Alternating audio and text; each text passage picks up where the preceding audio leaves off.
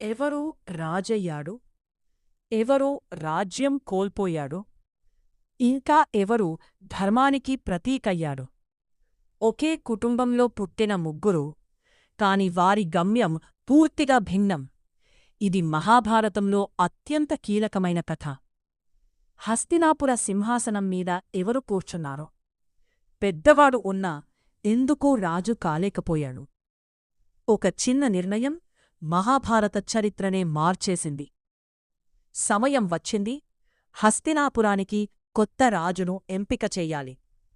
సహజంగా పెద్దవాడు అయిన ధృతరాష్ట్రుడే రాజు కావాలి. కాని అతను అంధుడు.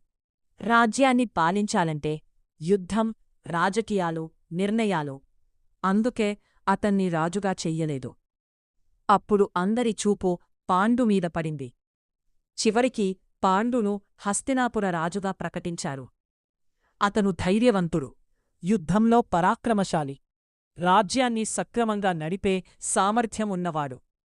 అందుకే అతడే రాజయ్యాడు.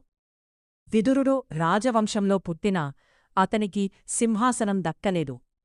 కాని అతను అత్యంత జ్ఞాని, ధర్మశాస్త్రాలలో నిపుణుడు, ఎప్పుడూ సత్యం వైపు నిలిచేవాడు. అతని మాటలు ఎప్పుడూ న్యాయం కోసం ఉండేవి. హస్తినాపురానికి ఒక జ్ఞాని, నిజాయితీగల వ్యక్తిని కోరుకున్నాడు. అప్పుడు అందరి దృష్టి విదురుడిపై పడింది.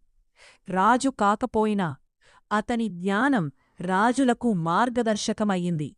అందుకే విదురుడిని హస్తినాపుర ప్రధానమంత్రిగా నియమించారు. ధృతరాష్ట్రుడు అంధత్వం వల్ల రాజ్యం కోల్పోయాడు. పాండు తన ధైర్యంతో హస్తినాపుర రాజయ్యాడు. విదురుడు తన జ్ఞానం, ధర్మంతో మంత్రి అయ్యాడు. దాని తర్వాత ఏమి జరిగిందో తద్వరలో తర్వాతి భాగంలో తెలుసుకుందాం.